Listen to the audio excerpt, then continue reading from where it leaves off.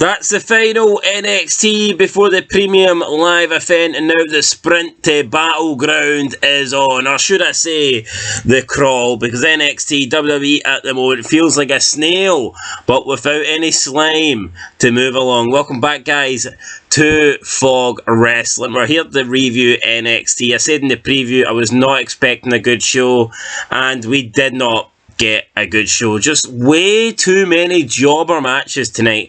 I don't know what has happened to this NXT roster, but wasn't it that long ago where NXT were putting on good shows, decent shows, okay, maybe not good shows, but they were putting on decent shows every week, and I felt like the NXT roster was stacked. I remember saying, I think there's too many people on this roster, a lot of people aren't getting enough screen time, blah, blah, blah, blah, blah, but I don't know what has happened. All of a sudden, it's like the good guys are barely getting any screen time, and it's just a bunch of fucking jobbers.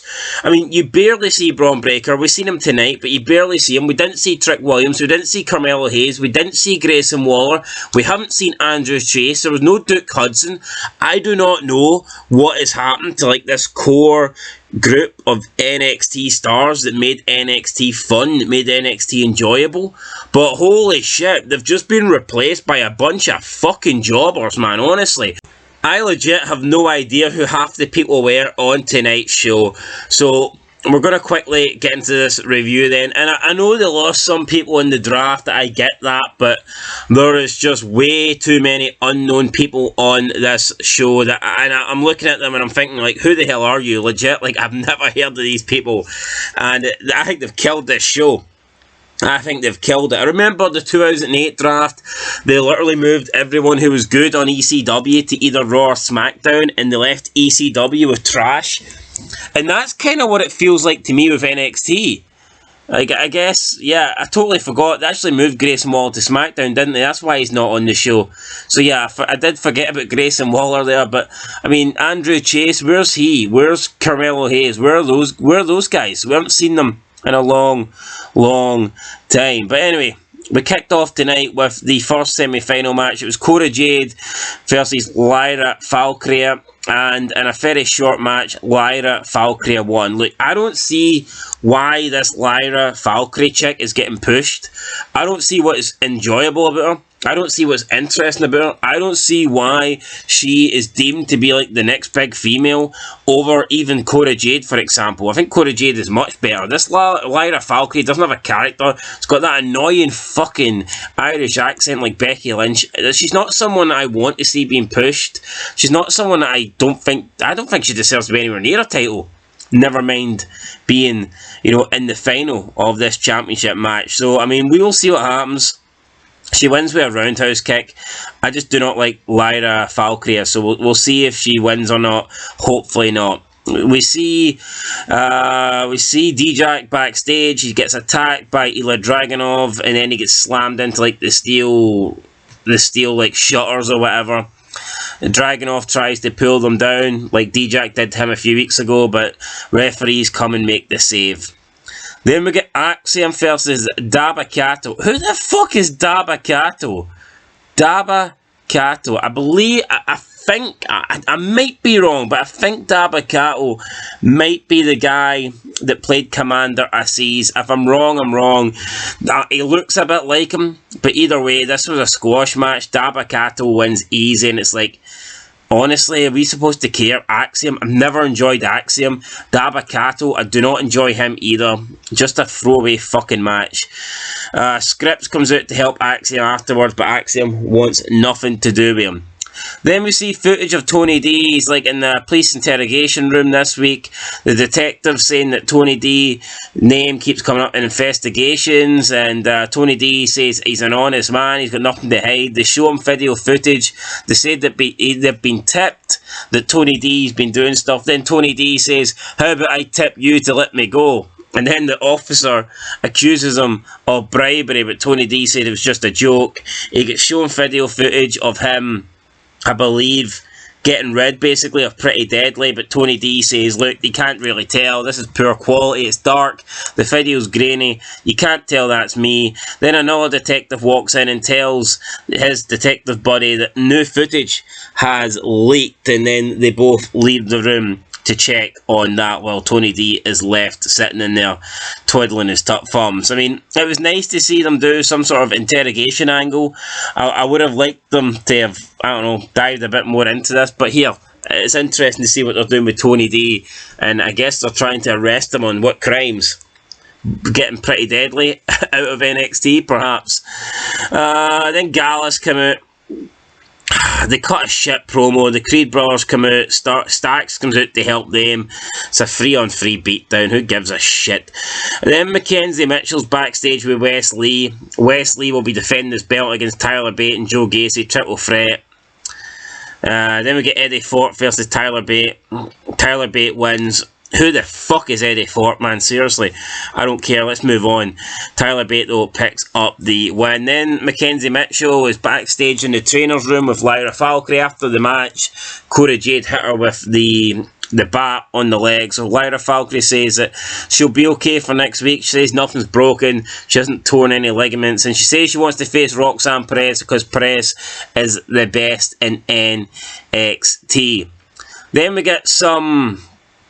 I don't know, we get some like Heritage Cup promo. This Heritage Cup promo is fucking garbage. Why are they treating this like wrestling's a real sport? Why are they trying to treat this like it's MMA or boxing with real rounds and real fucking rules? It's a form of entertainment, right? It's sports entertainment, man. Get rid of this Heritage Cup garbage. This was shit. Anyway, Nathan Fraser beats him. Who cares? Who bloody cares? So we see D-Jack and Dragunov brawl backstage again. Then we get Hank Walker versus Tank Ledger. And I honestly, guys, I feel like giving up on this show. I feel like giving up on wrestling. I don't want to talk about this. Hank Walker and Tank Ledger both fucking suck. How about that? Who won? I don't even know. It was Hank Walker, but do I care? Definitely not. I definitely do not care. Hank fucking Walker. What a joke this is.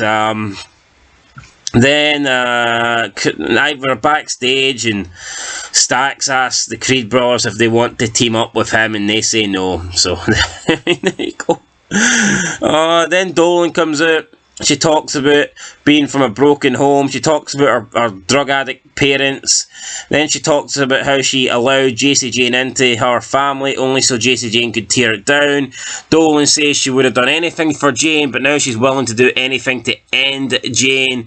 Then JC Jane interrupts her, says she's sick of all this emo talk. Jane rants about how she wants to put an end to Dolan's career because she's ready for bigger and better things. Dolan says that Jane just didn't want to be remembered as the third wheel. Then Jane brings up Dolan's pathetic brother and how she beat him in front of her pathetic brother. Dolan says that they're 1-1, so let's end it now.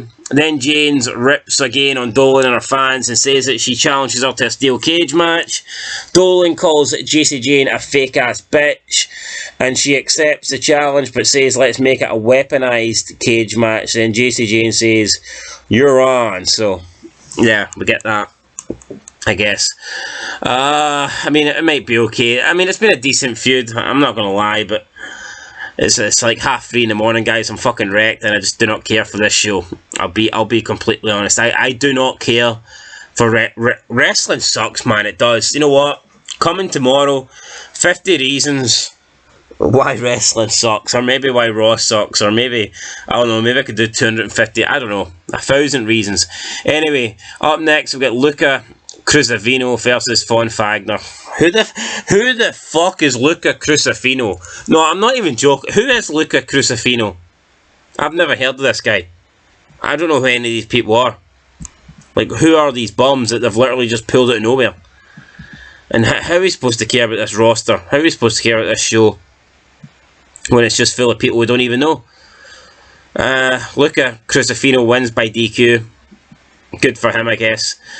Tony D then gets charged with something. The police officers come back in, the detectives come back in, and Tony D thinks they're ready to let him go. He says he needs to go and help his mother get groceries, but instead they place him under arrest, and Tony D gets locked in handcuffs. So Tony D is officially arrested, and it looks like he's going to jail. Looks like he might be going to prison.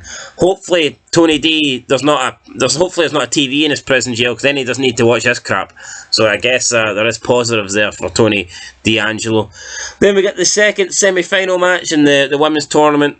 Tiffany Stratton versus Roxanne Perez. Tiffany Stratton hits the moonsault, 1, 2, 3, beats Roxanne Perez, and is victorious and moves into the final, where she will take on Lyra Valkyrie. After the match, we have Stratton and Valkyrie standing beside the Women's Championship, and then someone in a mask attacks Roxanne Perez. What was the point of that? I don't really know, but a hooded woman attacked her. Probably Cora Jade, I don't know.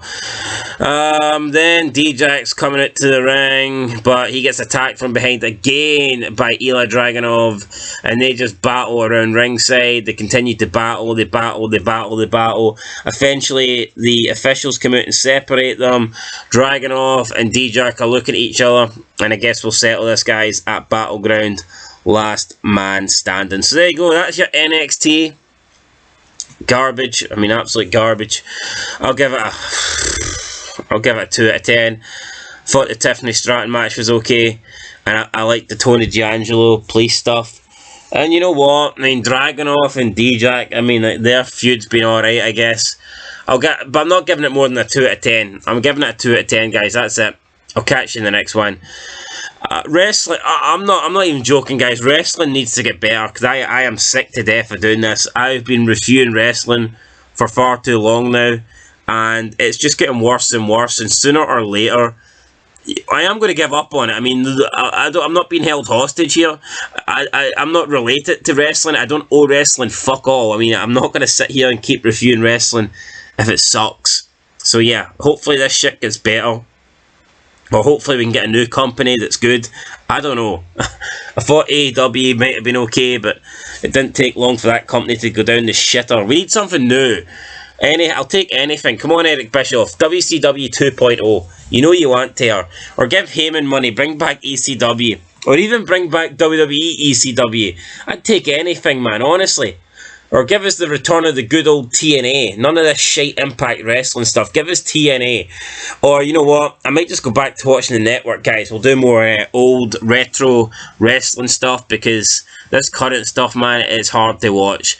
That's going to do it. I'll catch you in the next one, guys. Peace out. 2 out of 10. Wrestling fucking sucks.